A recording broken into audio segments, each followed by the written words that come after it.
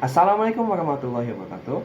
Nama saya Faiz Ramadan Himawal dengan NIM 2021041061 dari kelas manajemen B. Saya akan mempresentasikan tugas kreativitas kewirausahaan saya.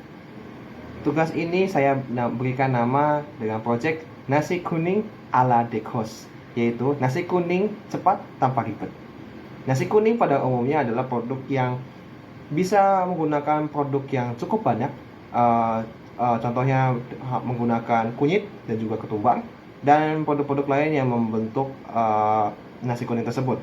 Dan juga mereka dikenal dengan toppingnya yang banyak, seperti ada ayam, ada telur dadar, atau ada abon, yang mana memang topping-topping tersebut itu yang membuat nasi kuning ini menjadi hal yang menarik. Namun harga nasi kuning juga terkadang tidak terlalu bersahabat dengan kita sebagai mahasiswa yang memang memerlukan makanan setiap paginya. Disinilah ide nasi kuning ala Dekos ini hadir. Dalam proyek ini saya menggunakan cara berpikir creative thinker, yaitu yang saya anggap sebagai creative thinker adalah saya mengadaptasikan cara berpikir ini dengan melihat keadaan yang ada di sekitar saya, yang mana produk ini tercipta hanya dengan menggunakan dua komponen, yaitu beras putih dan juga bumbu instan ikan goreng. Namun akan ada pertanyaan, mengapa saya tidak menggunakan bumbu nasi kuning pada umumnya, bumbu nasi kuning instan langsung kepada nasinya? Alasannya karena itu tidak akan memberikan nilai eksplorasi. Apa maksud dari eksplorasi?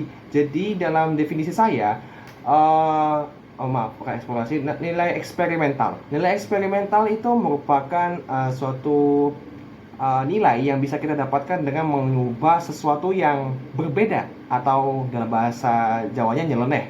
Di situ kita bisa menghasilkan suatu produk yang bisa terkesan 50-50, bisa ini menjadi gagal atau tidak. Nah, di sini saya membuat nasi kuning dengan menggunakan produk dasar dari bahan bumbu ikan goreng instan. Jadi campurkan dengan beras putih.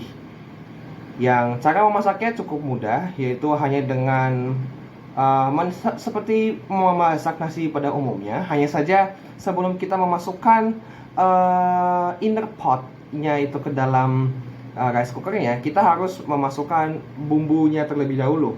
Karena bumbunya itu berbentuk bubuk, kita harus melarutkan bubuk tersebut dalam larutan berasnya sampai semuanya menggenang dan terlarut. Ada beberapa opsi untuk menambah cita rasa dari makanan ini, yaitu bisa menambahkan ayam atau lain sebagainya. Dan kemudian dimasak seperti biasa, dikukus dalam waktu kira-kira 10-15 menit, kemudian dihidangkan seperti biasa. Namun, mari kita melihat dari perspektif bisnisnya. Perspektif bisnisnya yang bisa saya ungkapkan adalah produk ini bisa diadaptasikan untuk para pengusaha yang sedang berada di asrama.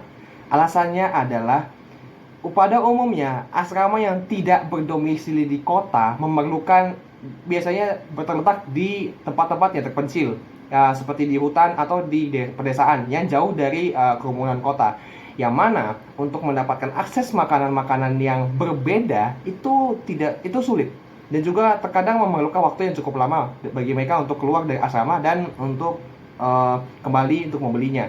Nah, di sini dengan cara mudah seperti ini, mahasiswa ataupun siswa SMA yang masih berada di asrama yang tergolong jauh dari kota dapat memanfaatkan peluang ini untuk menjual produk ini yang memang dasarnya mudah dibuat, dan mungkin menambah sedikit perintilan kecil seperti bawang goreng itu sudah cukup untuk mendapatkan keuntungan yang membalik modal, keuntungan yang bisa memberikan mereka modal lebih dari modal awal mereka memulai bisnis. Dan juga selain itu, kepentingan lainnya adalah bila berkaca di luar bisnis, maka produk ini sangat berguna bagi mahasiswa pada umumnya. Alasannya adalah karena memang produk ini mudah dibuat. Analogikan nasi goreng ini seperti mie instan, yang mana memang cara memasak mie instan juga persis seperti cara memasak nasi goreng ini. Bedanya, bumbu untuk memasak mie instan ini tidak dicampurkan saat mie ini direbus. Perbedaannya hanya di situ. Namun penyajiannya dan lain-lainnya itu hampir sama karena memang mereka menggunakan bumbu yang instan, dan juga saya hanya mencoba untuk menyopot kata instan untuk produk ini, yang mana memang instannya ini tidak menggunakan produk jadi untuk nasi kuning, namun produk jadi untuk olahan ikan goreng, yang mana bila dicampurkan ke beras menghasilkan produk yang bisa menghasilkan rasa yang serupa dengan nasi kuning. Itu adalah tujuan utama saya, yaitu adalah menciptakan produk rekayasa dengan rasa yang sama, namun menggunakan bahan yang sedikit dan juga mengeluarkan biaya yang tidak banyak. Itulah yang bisa saya sampaikan untuk produk saya. Terima kasih. Wassalamualaikum warahmatullahi wabarakatuh.